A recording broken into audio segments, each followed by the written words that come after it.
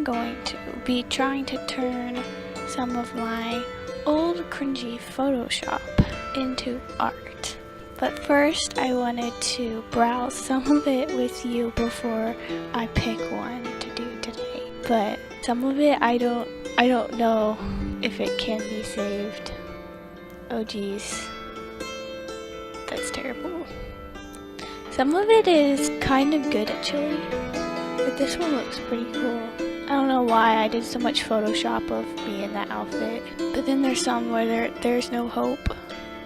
There's no hope for me, like this picture. Yeah. I don't know if it's possible to turn that into a respectable piece of art. I mean, look how it's even cringier how I posted it on Facebook at Narnia. Oh jeez. Some of them I think have a lot of potential. Like this one. This has a lot of potential of being really cool. Even though this looks really terrible. But I'm actually recording this later, acting like I'm picking it right now. But this is the one I ended up going with because I felt the most inspired, I guess. I was like, oh, I have a good idea of what I can do for this one. So I ended up picking this one. It's kind of annoying. Why I picked this one of all of them to start my cringy Photoshop turn into art series, and this is the only one that's not actual Photoshop. It's using PicMonkey. So everything else is actually Photoshop, but I'm going to not have the title as Can I Turn My Old Cringy Photo Manipulations into Art, because that sounds stupid. So I'm gonna still keep it as Can I Turn My Cringy Photoshop into Art, or some title of that nature, because yes, this one picture is not technically Photoshop, but it's almost the same, okay? There's so much of me inside cups. Like, I went through like lots of people have phases when they're teenagers. Mine was inside of cups phase. I just got a text message. Let's start into drawing this one, turning it into a fabulous art piece if I can. Leharc, BlueHeart. So, yeah, I started to draw, but then it's not pencil. The first thing I do is import the actual Photoshop picture because I'm terrible at furniture and I don't know, I've not been feeling very good. I'm gonna blame this dust cloud, and I was having a hard time getting stamina to actually work on this picture. I was just like, you know what, I'm just gonna trace mainly these chairs.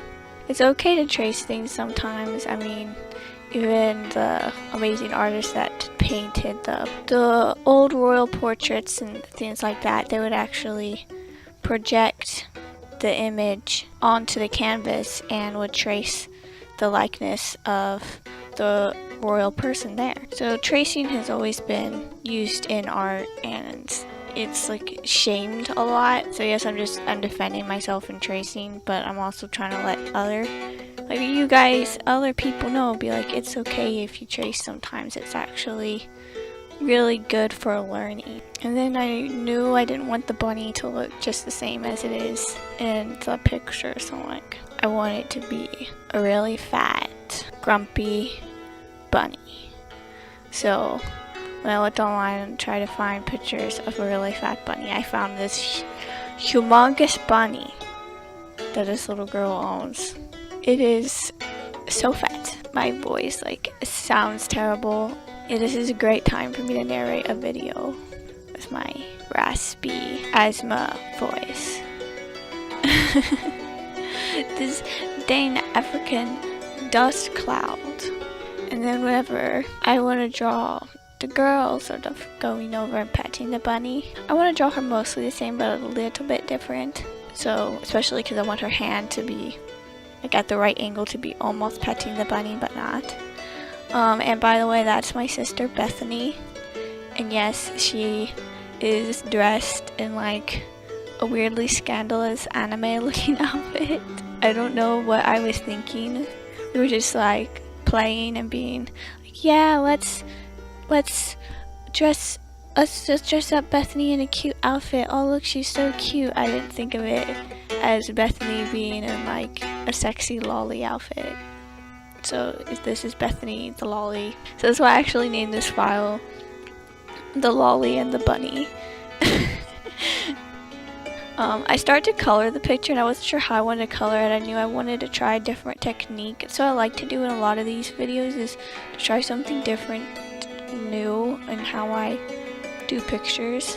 For some reason it's more fun to challenge myself when it's gonna be a video. I don't know why, it doesn't really make sense. I guess I get like bored and frustrated more when it's not gonna be a video, and then when it is a video I'm like, I have to make it work, and then I'm less likely to give up, I guess. I color and erase a lot. I cut out a little bit of it, but I want it to look like an old sort of watercolor storybook illustration is the vibe I am going for in this picture.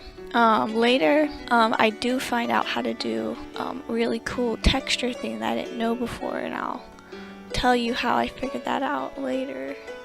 I try to color her hair pink because I'm just like, I want to make her even more anime and lolly by giving her pink hair, but it just looked kind of gross and stupid, especially since I gave her brown roots, I think. I don't know. It looked bad. I ended up giving her hair just brown hair and it not being weird later. Okay, here's how I do the texture. So first I import a paper texture, which I actually got from DeviantArt somewhere. I would credit them if I can find who they are and let you know where I got these paper textures from. When you first import a picture, it has a certain type of file. Looks like there's a mountain and there's a square. Know what type of file type that is. But if you have that file type, you can go up to the layer property tab, and then there should be texture combine button that looks like that, and if you click it, it will give it a texture. That's how I added texture to the picture. So I wanted to give this picture a different color scheme than it starts out with, so that's why I'm giving her purple leggings. Just because, not because the color scheme in the original picture is bad really. I just was just like, that one already exists, and I want to do something different, and I don't really care for it that much. So, that's what I did. These chairs took a really long time to color. I'll probably have to crop out most of it because I don't really have much to say about them. Also, I don't know if I've said this before, I probably have, but I 1000% sure officially have a favorite brush in Clip Studio. I didn't use it as much in this picture. It's the side brush, and I just really like the side brush. But I used a oil paint brush for this, which might be weird, like that I'm using oil paint brush for a watercolor effect. But it's more the paper texture that's giving it the watercolor effect than the actual brush, I think. For some reason, I've been really self-conscious about my art recently and feeling like everything I'm making is bad and garbage. And I don't know why. If I had an online shop, like if I started selling stuff on Etsy again, what would you like to see me sell on there? Because I'm not able to go to shows very much because of my health, so I was thinking maybe I should get an Etsy shop again, but I just don't know what would be good to put on there. At shows I usually sell ordinary prints, I guess, of my pictures that you can find on my Facebook page or DeviantArt, and I usually sell greeting cards. But I tried selling that kind of stuff on Etsy before, and it didn't sell very well, but that was a long time ago, and I don't know.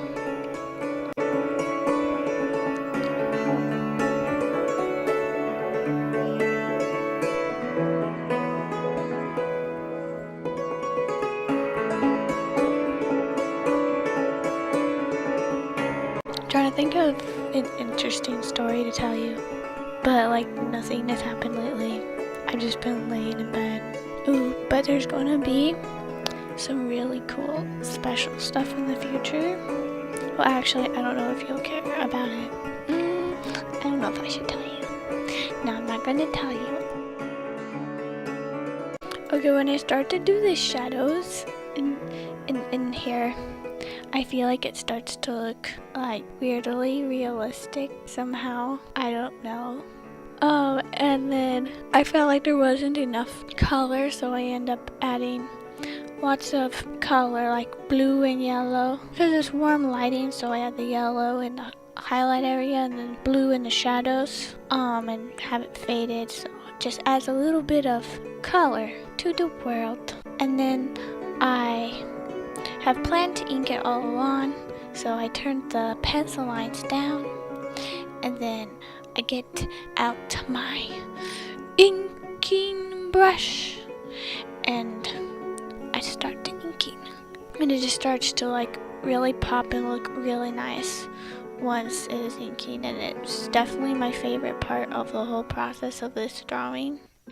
Inking is always my favorite part. I don't know why I ever decide to not have inking in pictures. It just makes the pictures less fun for me. Well, not all of them, I guess, but no, this picture is just, yes, wonderful with the inking. Just made it from like, that's an okay picture, to yes, that is a much better picture. I actually hated this picture when I finished it, but like looking at it again today, I like it a lot more. Like, I don't think it is garbage, trash.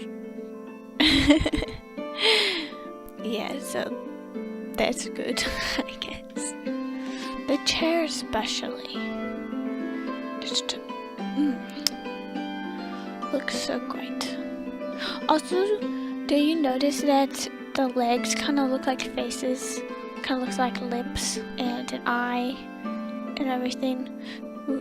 I always thought those chairs looked like they had faces on them. Also, I realized I spelled Whittle wrong, and then I spelled it right. Sign my name, cause I think that I finished it, but I actually didn't.